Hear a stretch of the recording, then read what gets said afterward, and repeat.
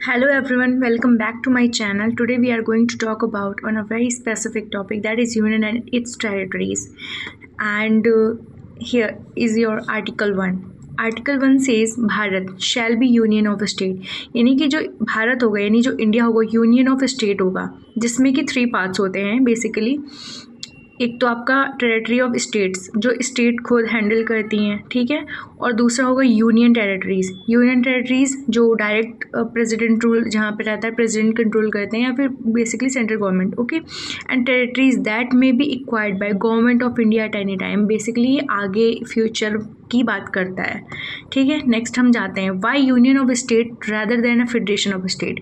सो यहाँ पे ये बात करता है कि जो यूनियन ऑफ स्टेट है वो हमारा यूएस के जैसा नहीं। यूएस में क्या है कि वहाँ पे जो 50 स्टेट्स हैं वो कभी भी अलग हो सकते हैं, वो एक एग्रीमेंट के थ्रू ऐड हुए हैं। But in case of India ऐसा कुछ भी नहीं है, यहाँ पे कोई एग्रीमेंट नहीं है। हमारे जो स्टेट्स हैं वो इनडिस्ट्रक्टिबल हैं।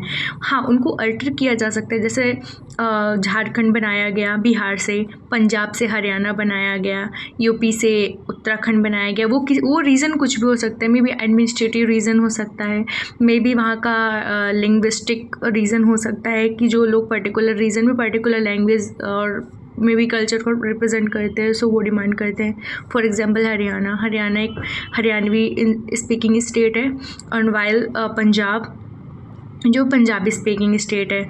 और अगर एडमिनिस्ट्रेटिव की बात करें तो जैसे उत्तराखंड है, तो उत्तराखंड क्या है, एक हिली टेरेन एरिया है, राइट।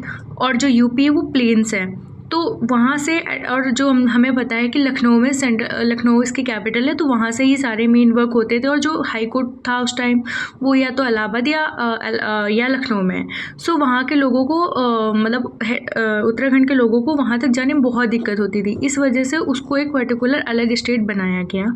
और भी रीजन्स हो सकते हैं, ठीक है। सो मैं जस्ट ये बता रही हूँ। उसके बाद the state no right to secede from the federation. Yes, definitely states के पास ऐसा कोई राइट नहीं, और ये एक PYQ क्वेश्चन में आ भी चुका है, ठीक है। तो हम इसके बारे में भी देखेंगे, और ये एक PYQ में भी है और ये पूछा जा चुका है। तो आप हमेशा ये याद रखना कि कभी स्टेट अलग नहीं होंगे खुद से। हाँ, सेंट्रल अल्टर कर सकती है बाउंड्री वगैरह, ठीक है। अब हम आर्टिकल 2 द मोस्ट इम्पॉर्टेंट, ठीक है, इसमें क्या बोल रहा है ये आप पढ़ लेना, जो भी डिटेलिंग है। मैं जस्ट आपको लैंग्वेज डिफाइन करूँगी आर्टिकल 2 की। दैट इज़ कि दो में ये बोल रहा है कि कोई भी न्यू स्टेट अगर एडमिट होगा तो वो इसी आर्टिकल के थ्रू होगा। जैसे हमने यहाँ पढ़ा ना, ये लिखा हुआ था at territory that may be acquired by government of India at any time. तो government of India at any time, but through which article, that is only article 2। तो सेकंड से याद रखना, ठीक है।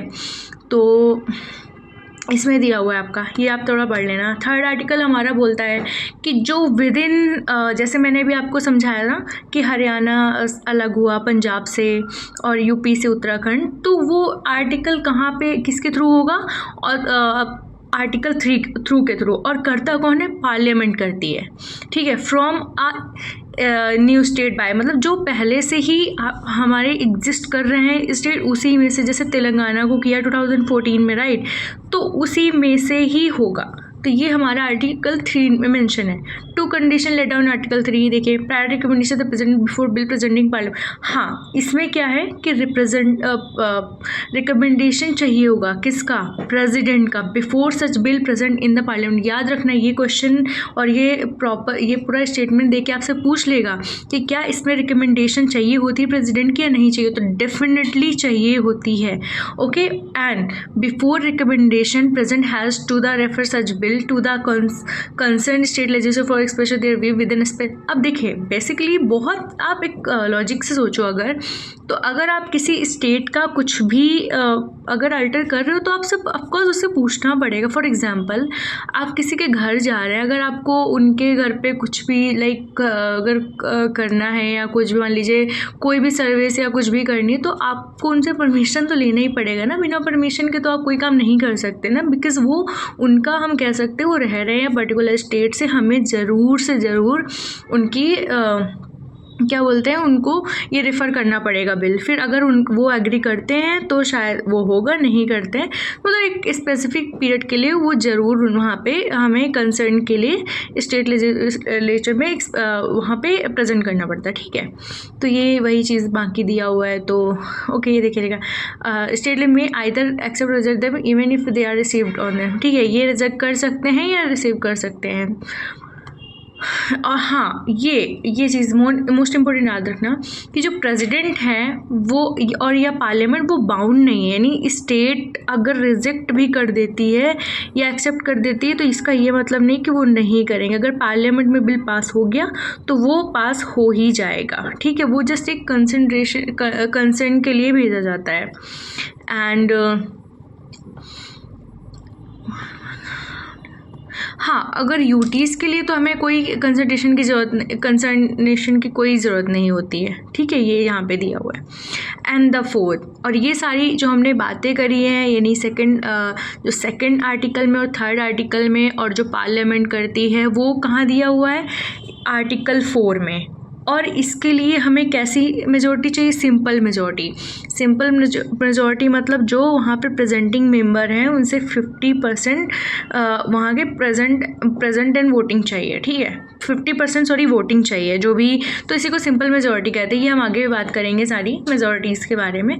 तो आपको इतना होपफुल समझ में आ गया। और इसमें कुछ इंपॉर्टेंट केस है जैसे बेरोबरी एंड यूनियन केस है, ठीक है। जो जिसमें क्या होता है, बेरोबरी एक क्या काइंड ऑफ विलेज का नाम है, ठीक है, जो कि पाकिस्तान की टेरिटरी यानी बांग्लादेश में चले गया था।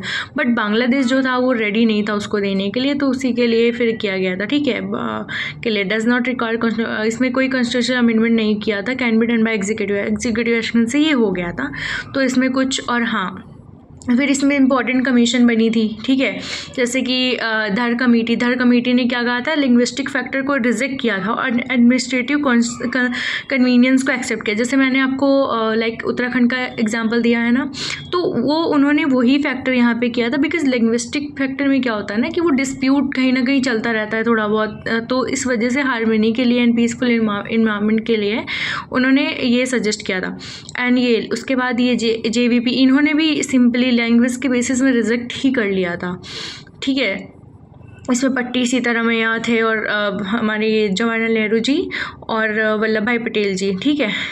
तो उसके बाद फ़ज़ल अली फ़ाइनल बनती है और उन्होंने मतलब एक्सेप्ट तो किया लैंग्वेज बेसिस, बिकॉज वो रीज़न क्या हुआ था ना कि आंध्र प्रदेश में बहुत प्रोटेस्ट हुए थे इसको लेके, जिसके बाद ही मतलब आंध्र प्रदेश ही पहला स्टेट था जो लैंग्वेज बेस्ड पे ये देखिए लिखा हुआ है, जो 1953 में separating Telugu speaking area from Madras से जो बना हुआ था, मतलब फर्स्ट लैंग्विस्टिक बेस्ड स्टेट बना था, ठीक है। बट उन्होंने थ्योरी ऑफ वन, हाँ इन्होंने एक्सेप्ट तो किया बिकॉज क्या था है ना कि अगर आंध्रा को अलग बनाया गया तो अब सारे ही स्टेट बिल्कुल डिमांड करेंगे, मद्रास वाले जो कह सकते हैं कि केरला वाले मलयालम स्पीकिंग पीपल केरला के लिए करेंगे, Kannada people like Karnataka, Maharashtra Marathi people Maharashtra, so ये होने ही लग रहा था। तो इस वजह से उन्होंने एक्सेप्ट तो किया बट रिजेक्टेड। देखिए ये ब्लैक से हाईलाइटेड है, it's a most important line, please focus on that.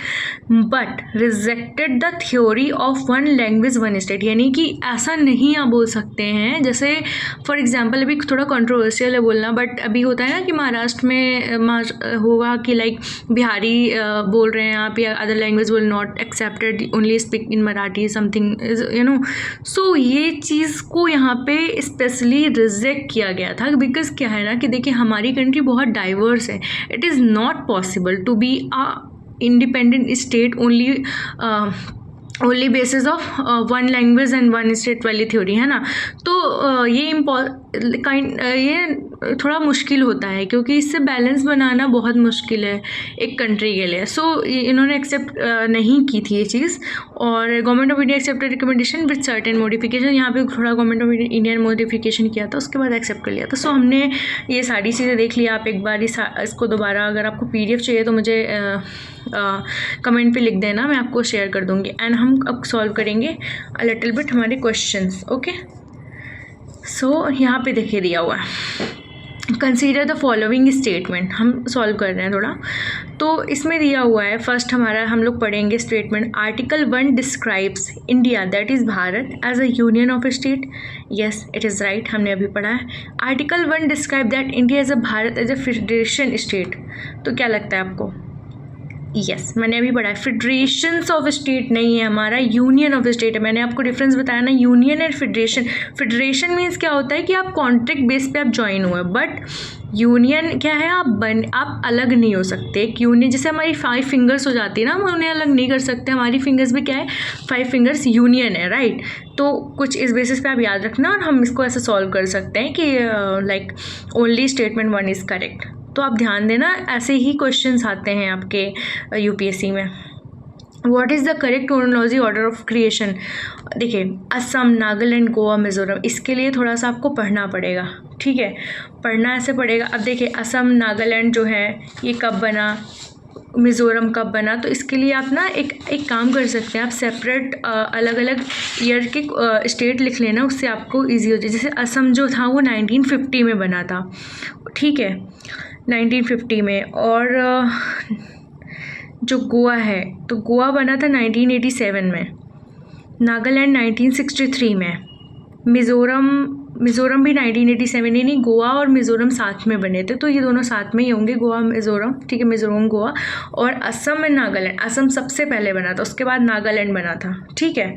तो ऐसे याद रख लेना। तो हमारा ऑप्शन कौन सा, सी सही है। देखिए, हम ऐसे याद रख सकते हैं 1963 में नागालैंड। देखिए, नागालैंड 1963, तो 3 से ऐसे याद रख लेना आप, 1963। जो हमारे शिव जी होते हैं उनके गले में नाग होता है, राइट। और शिव जी की आइज़ कितनी है काउंटिंग में, वो तो 3 हैं, तो ऐसे याद रख लेना 1963 लाइक नागालैंड, ओके। तो थोड़ा ये इसके बारे में थोड़ा डिटेलिंग दिया हुआ है, तो आप थोड़ा देख लेना।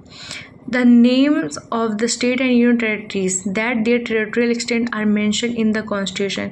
तो किस कॉन्स्टिट्यूशन में मेंशन है, ठीक है। तो हमारी जो मैंने भी आपको समझाया कि जो कल भी समझाया था, अगर आपने नहीं देखा तो देख लेना वीडियो। तो डिटेलिंग हमारी जो मेंशन है वो फर्स्ट कॉन्स्टिट्यूशन में है, तो वही वो पूछना चाह रहा है आपसे। Next question, consider the following statement. Territory of India is an express include the states, union territory and territories that may be acquired by government of India at any future time, and union of India is an express include only states। So आपको क्या लग रहा है only? देखिए, पहले ही मैं आपको बता देती हूँ सॉल्विंग का तरीका क्या है। पॉलिटी में only अगर लिखा हो ना, तो वैसे ये कोई रूल इसमें अप्लाइड नहीं होता, क्योंकि ओनली क्या होता है ना, पॉलिटी में काफ़ी जगह, बट स्टिल आप ओनली देखते एक बार रिकन्सिडरेशन ज़रूर कर लेना। तो क्या लगता है, union of India is an express including only states. Can you imagine, मैंने आपको 3 चीज़ें समझाई थी वहाँ पे कि union of states, UTs, and अगर इन फ्यूचर कोई स्टेट इंक्लूड होता है, तो इसलिए हमारे एक्सप्रेशन ये गलत है। और ये भी क्यों गलत है, क्योंकि देखिए, territory of India is an express including the states, UTs and territory may be acquired by government.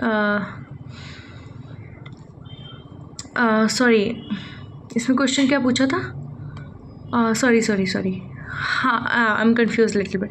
Okay, हाँ, इसमें दोनों सही हैं, बिकॉज क्या है ना कि union of India express includes only states. अच्छा, यस, सॉरी, मैं कन्फ्यूज़ हो गई थी। हाँ, ठीक है, इनकरेक्ट पूछा तो इनकरेक्ट, क्योंकि मैंने अभी बोला आपसे कि ओनली के लिए हर जगह थोड़ा और भी सब्जेक्ट में अगर आप देखोगे ना तो वहाँ पे चल जाता है, बट यहाँ पे केयरफुल रहना है, क्योंकि यहाँ पे लिख जाता है। तो आप ओनली देख के, जैसे मैं अभी थोड़ा कन्फ्यूज़ हो गई थी। हाँ, तो बेसिकली हाँ, दोनों सही है कि हाँ, ये एक्सप्रेस करता है ओनली स्टेट्स के बारे में ही तो बोला है ना। यूटीज़ में तो कोई, मैंने भी पढ़ाया कि कोई कंसिडरेशन ही नहीं है, लाइक वो तो डायरेक्ट सेंट्रल गवर्नमेंट और कह सकते हैं पार्लियामेंट और प्रेसिडेंट डायरेक्ट ही वहाँ पे क्या बोलते हैं उस पर, वो खुद ही कंट्रोल करते हैं ना। तो वो ही है, गवर्नमेंट कंट्रोल करती है। सो और ये, हाँ, ये दैट में भी, हाँ, ये तीनों वही जो मैंने आपको ऊपर पढ़ाया था। सो ओके, ठीक है, इन तीनों में सब सही है, ठीक है, ओके। अब हमें यहाँ पे करेक्ट देखना है। Article 3 authorises the parliament to form a new state by separation of territory for any state और बाय यूनाइटिंग 2 और मोर स्टेट। एज यूजुअल मैंने आपको समझाया, पार्ट्स ऑफ स्टेट आर और by uniting any territory part. Okay ठीक है, ये सब पार्लियामेंट कर सकती, बिल्कुल कर सकती। इंक्रीज और diminish the area of any, बिल्कुल कर सकती, किया भी है यूपी का। Alter the boundaries of any state, बिल्कुल बाउंड्रीज को भी अल्टर करा है। Alter the name can you imagine, of course किया है ना, या कर सकती है ना। तो यस, इसमें सारे ही सही हैं। तो ओके, सो इसमें क्या कह रहा है, find the correct. India is describe destructible union of destruct, no wrong, absolutely, मैंने आपको समझाया ना, destructible union of undestructible, okay, indestructible union of indestructible union of destructible, yes it is the right. Okay, कि हमारा हमारी जो union government है वो अल्टर कर सकती, जो सारी यहाँ पे कंडीशन दी थी वो कर सकती, बट कभी भी हमारे स्टेट खुद से नहीं कर सकते। सो दैट्स सी करेक्ट, वही एक्सप्लेनेशन दिया। और देखिए यहाँ पे government of India appoint in December 19 3 member state reorganisation commission under the chairman Fazal Ali. So member कौन थे?